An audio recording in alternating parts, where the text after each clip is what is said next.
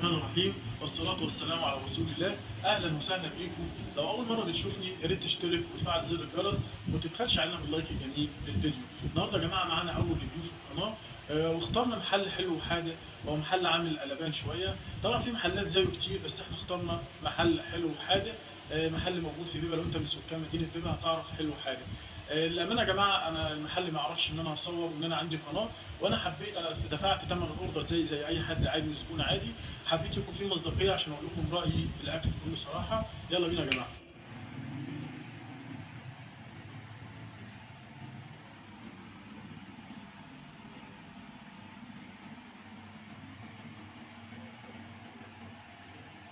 يلا بينا يا جماعة كده ندوق اللي معانا السندوتشات بتاعتنا ونجرب. يا ترى هنجرب الحادق ولا الحلو؟ يلا نجرب معانا كده الحادق الأول. بسم الله الرحمن الرحيم. ده يا جماعة زي ما جالنا كده بالظبط، هو كان جاي في الكيس بتاعه كده الورق. ده كيلو رومي سعره 10 جنيه. طبعا يا جماعه ال 10 جنيه النهارده مش اي حاجه، يعني بسيطه جدا. ده هيبقى سندوتش مغذي مفيد لاولادنا، بالنسبه للاولاد اللي بيروحوا الدروس والمدارس هيبقى احسن من كيس الشيبسي او الحاجات المضره. فسعره كويس، 10 جنيه كويسه. يلا بينا ندوق كده يا جماعه الاول. بسم الله الرحمن الرحيم. طبعا يا جماعه طعمه جميل وحلو. بالنسبه للسعر بتاعه كويس، 10 جنيه كويس يعني. اديله 9 من 10. السندوتش معانا يا جماعه النهارده هو كيري لانشون شيدر. ده عباره عن ثلاث مكونات في بعضهم: جبنه كيري وجبنه شيدر ولانشون.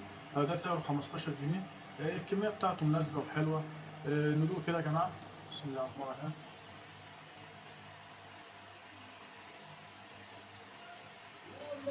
جميل بصراحه، كويس. وبصراحه الكميه بتاعته مناسبه وكويسه يعني. على 15 جنيه كويس، مش بطال. السندوتش ده يا جماعه اديله 9 من 10. هو اللانشون زايد فيه شويه. كويس. مكوناته كويسه ومناسب، فاديله 9 من 10. السندوتش معانا يا جماعه هو كيري لانشون شيدر رومي. ده فيه 4 مكونات. بصراحه انا مش شايف فرق بين ده وده كتير. ده سعره 15 وده سعره 20. فده انا ممكن يعني لو هتشتري انا انصحك تشتري ب 15، ومفيش فرق كبير ما بينهم. فده ممكن يديله مثلا 8 من 10. يلا يا جماعه ندوق كده ونجرب.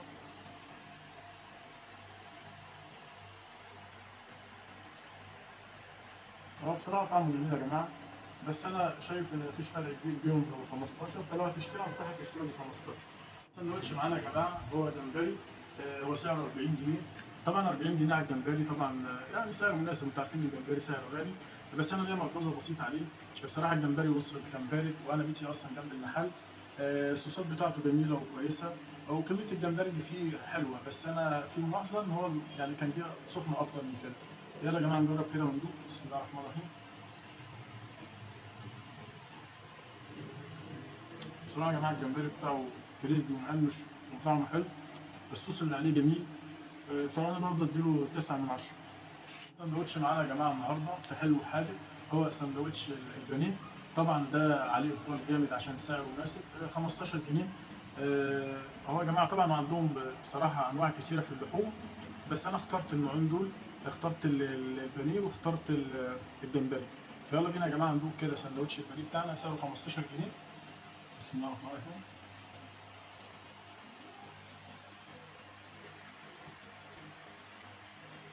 حلو كويس جميل. اديله برضه 9 من 10. هو طبعا يا جماعه البانيه فيه بانيه شركات، مش فريش ومش طازه. خلصنا يا جماعه قسم اللحوم، هندخل بينا على قسم الحلو. ده سندوتش كيري فراوله. طبعا هو في منه فراوله وفي تين وفي مشمش. بس انا جبت الفراوله. ده سعره 10 جنيه. طبعا 10 جنيه يعني مناسبه لسعر سندوتش زي ما قلت لكم. فيلا بينا يا جماعه ندوق كده ونقول بواقينا ايه. بسم الله.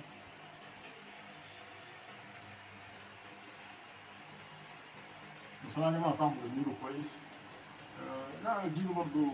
ده اديله 10 كويس، سعره حلو وطعمه جميل بصراحه. فاديله 10 من 10. حاجه معانا يا جماعه في الحلو. اوريو شوكولاته. السندوتش ده سعره 15 جنيه. طبعا هو عباره عن اوريو ونوتيلا. يلا يا جماعه ندوق كده ونقول راينا ايه. بسم الله.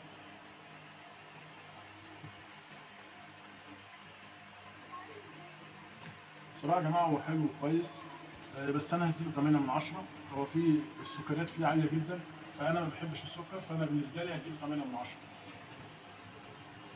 الساندوتش معانا يا جماعه، هو ده بازس اوريو موز وشوكولاته عليه كريمه. هو اسمه غريب شويه بس هو مكتوب كده في المنيو. ده سعره يا جماعه 20 جنيه. وبصراحه هو جميل يعني، فيه كميه موز مناسبه وكويسه. يلا بينا يا جماعه ندوق كده، بسم الله.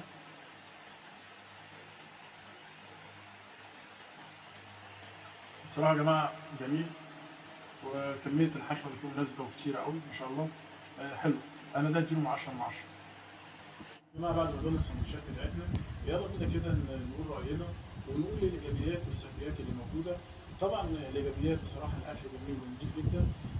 تاني حاجه الناس اللي شغاله في المحل ناس بصراحه ذوق، ناس محترمين جدا، ربنا يرزقهم يا رب ويحسن من ايديهم. بالنسبه للسلبيات يا جماعه، انا اول حاجه بصراحه ما عجبتنيش هي ان الاوردر اتبعت من غير جرافزات. طبعا اكله زي كده زي ما انتم عارفين كلها شوكولاتات كله، فما ينفعش اصلا تتاكل من غير جرافز. انا لو في الشارع مش هعرف اكل اصلا، الدنيا هتتبهدل عندي. تاني حاجه يا جماعه، انا لما جالي الاوردر بصراحه قسم اللحوم الاكل اللي جالي بارد شويه مع انه قريب جدا من المحل. فانا بنصحهم يا ريت لو الاكل هيكون سخن شويه هيكون افضل باذن الله تعالى.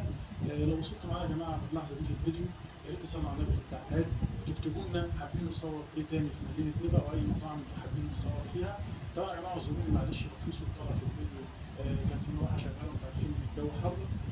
بحبكم في الله والسلام عليكم ورحمه الله وبركاته، واشوفكم في فيديوهات كتير.